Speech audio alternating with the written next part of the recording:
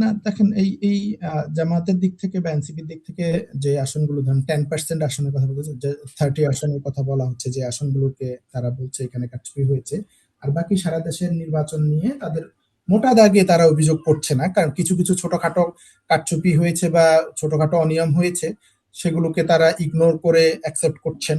কারণ সেগুলো তো সেগুলো জামাতও করেছে, তাই না?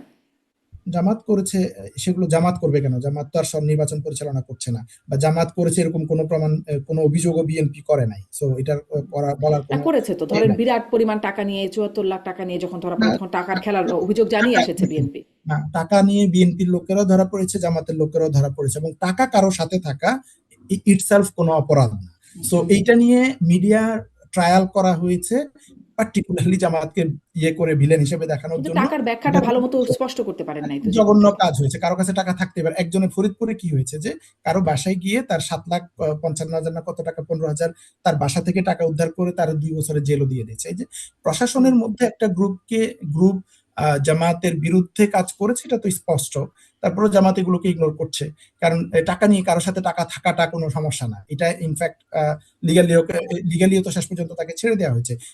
শহীদুদ্দিন চৌধুরী এনির সাথে, এনির বা এনির লোকেদের 15 সাথে, লাখ টাকা পাওয়া গেছে। হুম। সেটাও প্রথমে 70 লাখ, পরে 15 লাখ, যাই হোক, যাই বলছে অ্যামাউন্ট, কিন্তু সেটাও পরে ছেড়ে দেওয়া হয়েছে, যে এগুলা টাকা থাকাটা কোনো অসুবিধা না। ইলিগাল হচ্ছে যদি কেউ টাকা বিলি করে, যেটা আহ, কোনো কোনো জায়গায় বিএনপির লোকেরা করেছে বলে জামাত জেনেছে বা মনে করেছে। কিন্তু এই জামাত বলেছে যে আমরা মেজর ইভেন্ট ছাড়া মেজর ইস্যুস গুলোকে আমরা অভিযোগ আকারে নিয়ে আসতে চাই।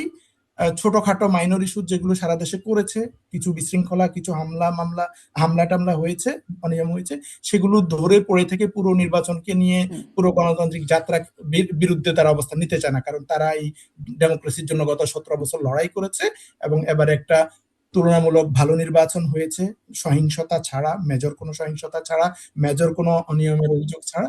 30টা আসন 10% বলতে পারেন, 10% অনিয়ম হয়েছে, সেগুলো তারা অভিযোগ করেছে। আমি মনে করি নির্বাচন কমিশনের গুলো সিরিয়াসলি নেওয়া উচিত, নিয়ে সেগুলোর সমাধান সুরাহা করা উচিত। শুধুমাত্র সিটি ব্যাংকে অ্যাকাউন্ট থাকলেই করতে পারবেন গুগল পে, তাই অ্যাকাউন্ট খুলুন আজই।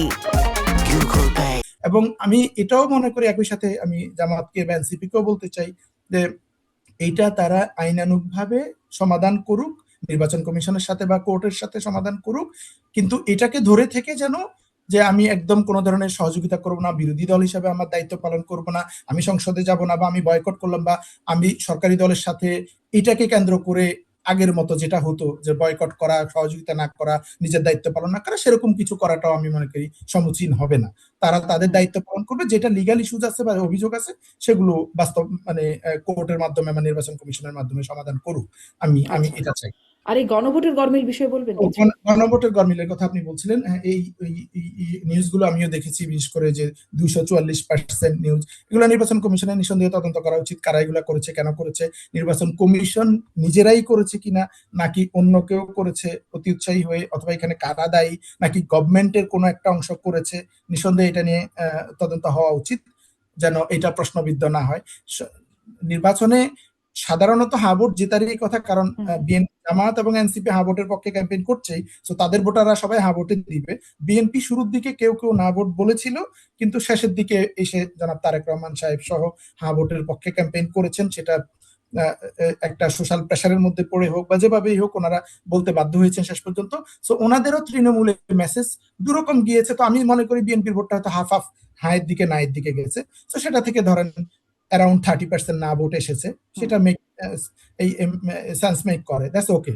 তা এটাকে হ্যাঁ ভোটকে জেতানোর জন্য কেন কারচুপি করতে হবে বা কি হবে না হবে আমি জানি না, বা হ্যাঁ ভোট জয়ী হওয়ার কারণে কি কি ধরনের পরিবর্তন আসবে সেগুলো আলাদা আলোচনার জিনিস আসলে। বাট হ্যাঁ ভোট জয়ী করার জন্য কারচুপি যদি করে থাকে, সেগুলো নিঃসন্দেহে যে কোনো ধরনের কারচুপি কারচুপি, এবং এগুলোর ব্যাপারে নির্বাচন কমিশনের পরিষ্কার করা উচিত, যে কেন এই ধরনের কারচুপিগুলো হয়েছে বা কারা করেছে, অথবা সত্যিকার অর্থে কি হয়েছে, এটা কিন্তু আমি কিন্তু আসলে ক্লিয়ার করা। পরিষ্কার হব কিনা সেই সন্দেহটা একটু জ্ঞাপন করেই রাখলাম। আর এই যে ডক্টর আব্দুল তুষারও বারবার বলছিলেন যে ইতিহাসের নির্বাচন করবার যে কথা এই সরকার বলেছে, একদম সামারি এক লাইনে জানতে চাই আপনার কাছে ডক্টর শিব্বির আহমেদ, ইতিহাসেরা নির্বাচন হলো?